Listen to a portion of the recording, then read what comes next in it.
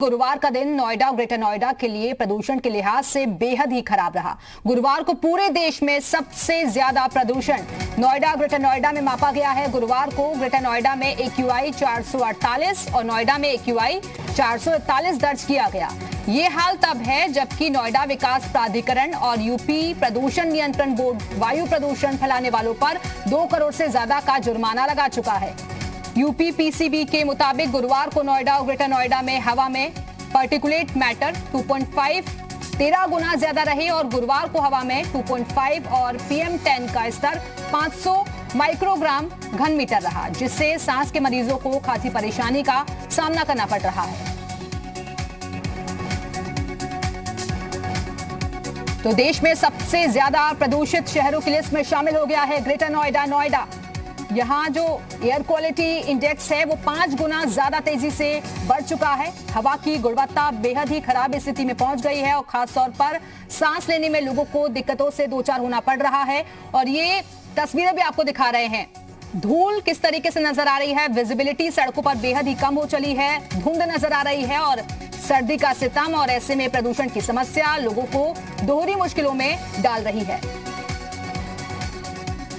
हालांकि इसको लेकर वक्त पर कदम उठाए गए हैं, लेकिन फिर भी जो हवा की गुणवत्ता है वो बेहद ही खराब स्तर में पहुंच गई है।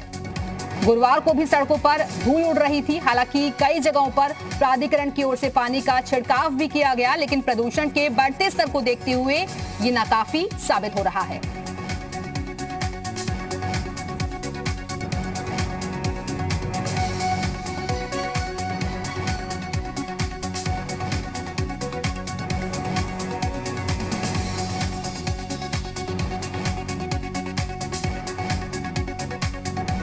और इसी खबर पर और ज्यादा बातचीत के लिए सीधे रुख करेंगे अपने 3 सहयोगी का, जो कि अलग अलग जगहों से इस वक्त हमारे साथ जुड़ चुके हैं। हमारे साथ ग्रेटर नोएडा से सहयोगी राहुल मिश्रा जुड़े हुए हैं, प्रयागराज से हमारे साथ हमारे सहयोगी मोहम्मद गुफरान जुड़ गए हैं, इसके साथ ही पवन सेंगर हमारे साथ जुड़े हुए हैं लखनऊ से। लेकिन सबसे पहले मैं ग्रेटर नोएडा का रुख करना चाहूंगी। राहुल मिश्रा हमारे साथ जुड़े हुए हैं। राहुल, कई रिकॉर्ड तोड़कर ग्रेटर नोएडा भी प्रदूषण की लिस्ट में शामिल हो गया है, क्या वजह माने इसकी? क्योंकि नियम कायदे बनाए गए लेकिन उसका असर दिखता नहीं है जब ऐसी स्थिति हो जाती है।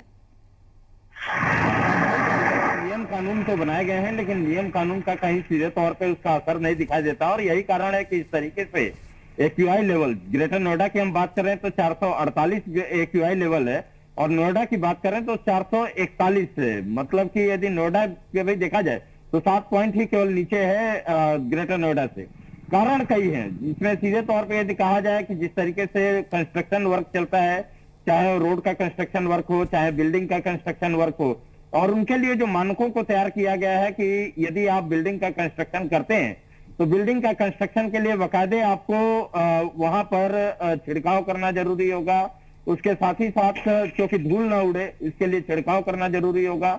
साथ ही जो बिल्डिंग यहाँ पे कंस्ट्रक्ट किया जा रहा है उन बिल्डिंग्स के बाकायदे उनके ऊपर जो हरे रंग की सीट होती है, जो मतलब कपड़े की सीट होती है, उसको लगाया जाता है जिससे कि वहां पर डस्ट पार्टिकल्स हवा में ना फैले। और इस समय क्योंकि धुंध ज्यादा है, धुंध होने की वजह से ठंडी हवाएं, जब सर्द हवाएं चलती हैं तो सर्द हवाएं क्या जो डस्ट पार्टिकल्स होते हैं या CO2 जो एमिशन गाड़ियों के द्वारा किया जाता है उनको कहीं सीधे तौर पे नीचे की तरफ सेटल डाउन कर देता है और इस वजह से यहाँ पे प्रदूषण बढ़ जाता है। और यही कारण है कि इस समय नोएडा और ग्रेटर नोएडा दोनों देश के सबसे प्रदूषित शहरों में से एक हो गए हैं। हालांकि तमाम जो अथॉरिटी हो, चाहे वो ग्रेनो अथॉरिटी हो, यमुना अथॉरिटी हो, चाहे नोएडा अथॉरिटी हो, उनकी तरफ से तमाम दावे तो जरूर किए जाते हैं लेकिन उन दावों की हकीकत यह है कि उन दावों के इतर तमाम दावों के इतर जो है इस तरीके का बिल्कुल दावे बहुत तरीके के किए जाते हैं लेकिन वो हकीकत बनते हुए नहीं दिखते जब इस तरीके की तस्वीरें सामने आती हैं। चलिए नोएडा का रुख कर लेते हैं। निदा इस वक्त हमारे साथ हमारी सहयोगी जुड़ गई हैं।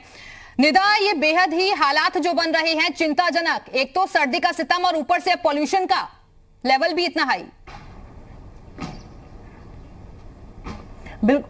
बिल्कुल सही कहा दिव्या। तो लगातार जिस तरह से एक तरफ सर्दी के सितम से लोग परेशान हैं, जो बेसहारा लोग हैं वो सबसे ज्यादा परेशान है, और ऐसे में जब एयर क्वालिटी इंडेक्स निकल करके सामने आता है, उससे भी बड़ी बात नोएडा, जिस शहर में, जिस जिले में मैं यहाँ पर मौजूद हूँ, वो देश के 3 शहरों में से नंबर 1 पर आता है। नोएडा, ग्रेटर नोएडा, गाजियाबाद, जहां पर प्रदूषण का लेवल जो है वो बेहद खराब चल रहा है। और हमारी कुछ थोड़ी देर पहले दिव्या लोगों से बातचीत हुई, हमने उनसे पूछने की कोशिश की कि आखिर कितनी दिक्कतों का सामना आपको करना पड़ रहा है। उन सब लोगों का यही कहना था कि आखिर हम बचें तो किस चीज से बचें। सबसे पहले कोरोना का कहर ने लोगों को घरों से निकलने पर, अंदर बैठने पर मजबूर कर दिया है। दूसरा, सर्दी का सितम जो है वो लगातार ढा रहा है, हर दिन सर्द दिन निकल रहा है। और अब तीसरा, कल का दिन जो है बेहद खतरनाक रहा है प्रदूषण के लेवल के हिसाब से नोएडा वासियों के लिए। और ऐसे में घर से बाहर निकले तो जहरीली हवा में सांस लें तो कैसे लें। तो एक तरफ कोरोना का डर, दूसरी तरफ सर्दी का सितम, और तीसरी बड़ी बात, कल का दिन अगर हम देखें तो जिस तरीके से नोएडा में प्रदूषण का लेवल बेहद खतरनाक रहा है, वो लोगों को डरा रहा है, क्योंकि सांस लेने में लोगों को दिक्कत हो रही है। बिल्कुल निदा, बने रहिए हमारे साथ। चलिए लखनऊ का रुख कर लेते हैं, हमारे साथ हमारे सहयोगी वहां से जुड़े हुए हैं पवन सेंगर। पवन, आज क्या माने थोड़ा मौसम खुला हुआ है, क्योंकि कल तक जो स्थिति नजर आ रही थी वो तो बेहद ही हैरान कर देने वाली थी, लेकिन अब ये माने कि आज धूप खिली हुई है, क्योंकि ऐसी संभावना पहले से ही जाहिर की जा रही थी कि आज मौसम खुला रहेगा।